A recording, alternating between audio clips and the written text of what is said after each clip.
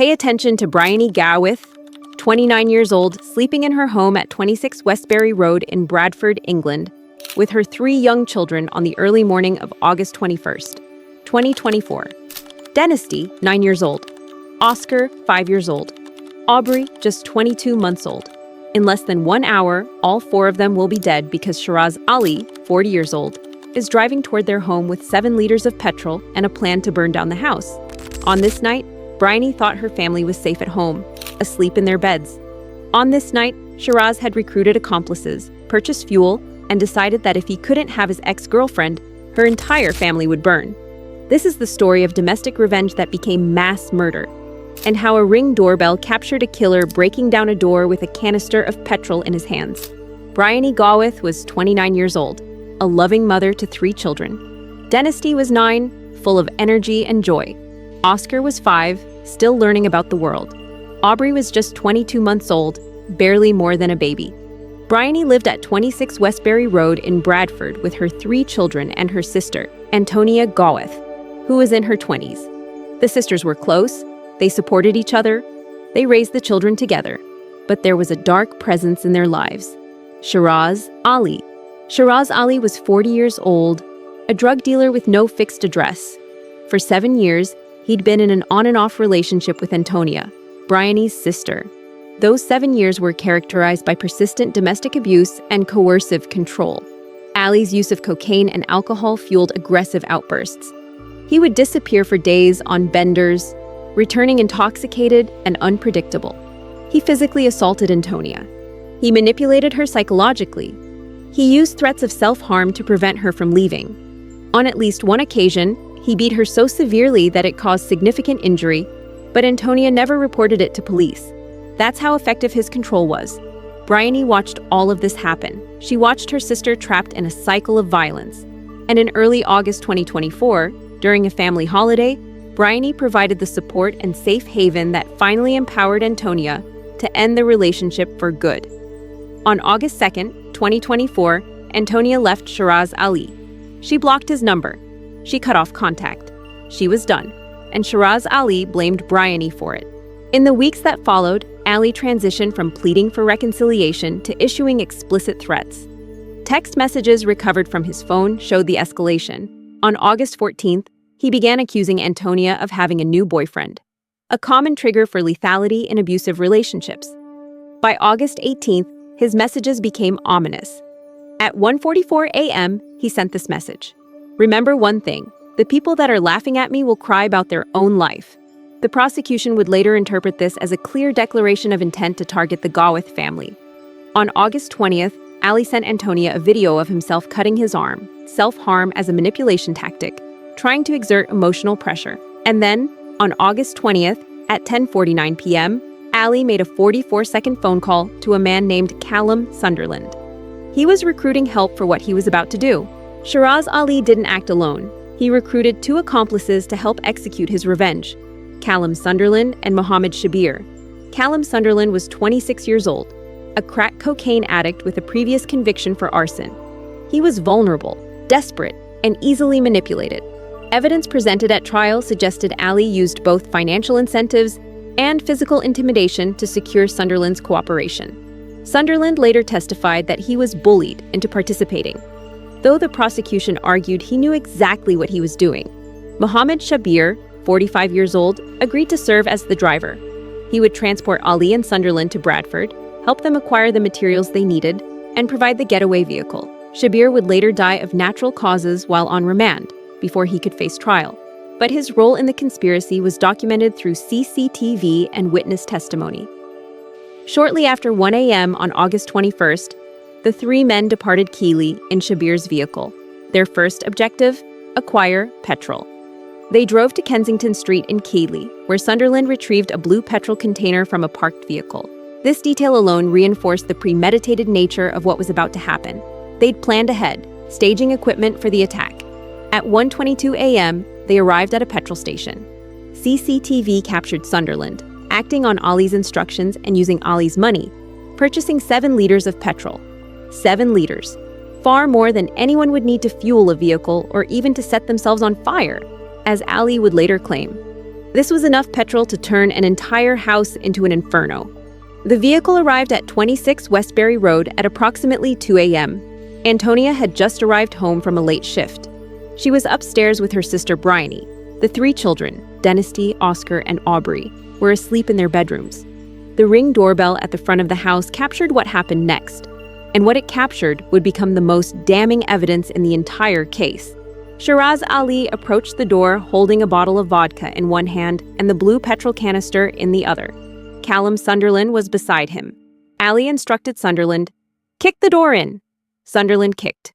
The door broke open, and then Sunderland ran, fleeing the scene, leaving Ali to enter the house alone with 7 liters of petrol. Bryonie Gawith and her 3 children had minutes left to live. Sharaz Ali entered 26 Westbury Road through the broken front door carrying a canister containing 7 liters of petrol. Bryonie Gawith was in the hallway. The moment she saw Ali, she knew something was catastrophically wrong. Ali immediately began pouring petrol. He doused the hallway. He doused the stairs. He doused Antonia herself, covering her in flammable liquid. Antonia fought back. She tried to wrestle the canister from Ali's hands, but the fumes were overwhelming. The petrol was soaking into her clothes. She realized that if she stayed in that hallway, she was going to die, so she ran. She fled out the front door, hoping to lure Ali away from the house, away from her sister and the children. While Antonia was outside, Bryonie Gawith woke up. She heard the commotion. She came to the top of the stairs and saw Sharaz Ali in her hallway, holding a petrol canister. The trial heard testimony that Bryonie kicked Ali down the stairs in a final, heroic attempt to protect her children, who were sleeping in the bedrooms just behind her. It was an act of extraordinary courage, a mother defending her babies against a man who'd come to murder them. But Ali had a lighter, and while Bryonie was at the top of the stairs, trying to stop him, he ignited the petrol. Fire investigators later described what happened next as catastrophic. The petrol ignited with such velocity that it filled the hallway and staircase with flames within seconds. The staircase, the only exit from the upper floor, became a chimney of fire. Temperatures exceeded several hundred degrees Celsius within minutes. The fire effectively cut off any escape route for Bryonie and the children. Bryonie was found on the landing, close to the heat source. Forensic pathology indicated she remained conscious long enough to try desperately to protect her children, but the smoke and heat overwhelmed her. The 3 children, Denisty, 9 years old, Oscar, 5 years old, Aubree, 22 months old, were in the upstairs bedrooms. Forensic reports indicated they likely lost consciousness quickly from toxic gases, carbon monoxide and hydrogen cyanide produced by burning synthetic materials in the home. This loss of consciousness preceded the arrival of the actual flames. The children likely died from asphyxiation before the fire reached them. It's a small mercy in an otherwise unspeakable tragedy. Outside, Antonia realized what was happening. She tried desperately to get back into the house, but the front door had swung shut. The back door was jammed, a structural failure that prevented any rescue attempt. Neighbors' CCTV captured Antonia frantically kicking at the back door, screaming, trying to get to her sister and her nieces and nephew. But she couldn't get in. The fire was too intense, the smoke too thick. Sharaz Ali didn't escape unscathed. He was pulled from the burning hallway by first responding police officers. He'd sustained burns to 70 to 80% of his body. He was rushed to hospital, where he was initially uncooperative, refusing oxygen and medical intervention despite life-threatening injuries. Medical teams sedated him and placed him in an induced coma to facilitate critical care and skin grafting. He remained in that coma for approximately 4 months. Secondary infections and poor circulation led to the amputation of 2 fingers on each hand. But Sharaz Ali survived, and that meant he would eventually face justice for what he'd done. Bryonie Gawith, 29 years old, Denisty Birtle, 9 years old, Oscar Birtle, 5 years old, Aubree Birtle, 22 months old, all 4 dead, burned alive or asphyxiated in their own home, because Sharaz Ali couldn't accept that his ex-girlfriend had left him. West Yorkshire police faced a massive investigative challenge. 4 people were dead. The primary suspect was in an induced coma with life-threatening injuries, and 2 accomplices had fled the scene. But investigators had powerful tools: CCTV, digital forensics, and old-fashioned detective work. Detectives utilized hundreds of hours of CCTV footage to trace the escape route of the getaway vehicle, using automatic number plate recognition, ANPR, and residential cameras. They tracked the vehicle back to Keighley. The petrol station footage from 1:22 a.m. was critical. It showed Callum Sunderland clearly, no hood, no disguise, purchasing 7 liters of petrol using Ali's money. The Ring doorbell footage from 26 Westbury Road captured both Ali and Sunderland at the moment they broke down the door. Ali holding the petrol canister, Sunderland kicking in the door before fleeing. Intelligence led officers to a basement hideout in Keighley, where Callum Sunderland was attempting to evade capture. CCTV from adjacent properties showed Sunderland entering the location shortly after the fire. The basement was described as a drug user's squat. Tactical units raided it and arrested Sunderland. Forensic evidence recovered from the site, including clothing with traces of petrol and smoke residue, definitively linked him to the Westbury Road scene. Mohammed Shabir, the driver, was also arrested, but he died of natural causes while on remand before he could stand trial. Text messages recovered from Ali's phone provided the mens rea, the guilty mind, necessary for murder convictions. The messages showed escalation from jealousy to explicit threats. The August 18th message: "People laughing at me will cry about their life." The recruitment call to Sunderland on August 20th. The continued harassment of Antonia right up until the attack. This wasn't a spontaneous act. This was planned, premeditated, calculated revenge. When Sharaz Ali finally regained consciousness after 4 months in a coma, he was deemed fit for interview. He adopted a no-comment stance to all police questioning. By the time of trial in November 2025, Ali was wheelchair-bound, oxygen-dependent, and required a breathing tube. His defense team attempted to argue his physical condition should be a mitigating factor. The prosecution argued his injuries were a direct consequence of his own murderous intent, and he should face the full weight of the law regardless. The evidence was overwhelming. The trial began at Doncaster Crown Court. The trial lasted approximately 4 weeks. Prosecutor David Brooke Kate C. called it cold-blooded revenge. The courtroom was frequently charged with emotion as Jonathan Birtle, Bryonie's fiancé and father of the 3 children, listened to evidence about how his entire family had been murdered. Ali appeared in court in a wheelchair, oxygen-dependent, speaking through a breathing aid. He testified in his own defense, denying any intent to kill Bryonie or the children. His story: he'd only intended to set himself on fire in front of Antonia as a suicide attempt. The petrol was accidentally spilled during their struggle. The prosecution dismantled this claim methodically. 7 liters of petrol, far more than needed for self-immolation. The recruitment of Sunderland, the instruction to kick down the door, the text messages threatening the family. This wasn't suicide, this was murder. Sunderland claimed he was recruited only to torch a car in the garage and was unaware the house was occupied. He said Ali told him the residents were on holiday and that he would never have participated if he'd known children were inside. His behavior during trial was erratic. He refused to answer questions from the prosecution. He repeatedly left the witness box in distress. The judge noted this could lead the jury to draw negative inferences about his credibility. After approximately 1 day of deliberation, the jury returned their verdicts. Sharaz Ali, guilty of 4 counts of murder. Bryonie, Denisty, Oscar, Aubree.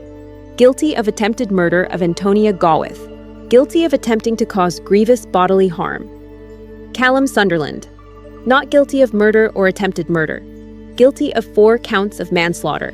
The manslaughter convictions for Sunderland suggested the jury had reasonable doubt about his specific intent to kill or his knowledge that children were in the house, but his participation in an inherently dangerous criminal act that led to 4 deaths meant he was still criminally responsible. Mohammed Shabir, who had died while on remand, was never tried, but his role in the conspiracy was documented in the evidence. Sentencing was scheduled for March 5, 2026. And what the judge would deliver that day would be one of the harshest sentences available in English law. On March 5, 2026, Mr. Justice Hilliard delivered sentencing at Doncaster Crown Court. The gravity of what had happened, a mother and 3 young children burned to death in their own home as an act of domestic revenge, demanded the most severe response the law allowed. Sharaz Ali. Whole life order. Mr. Justice Hilliard sentenced Sharaz Ali to a whole life order, meaning Ali will never be released from prison, barring exceptional compassionate grounds. Whole life orders are reserved for crimes of exceptional seriousness under the Sentencing Act 2020. The judge identified multiple aggravating factors.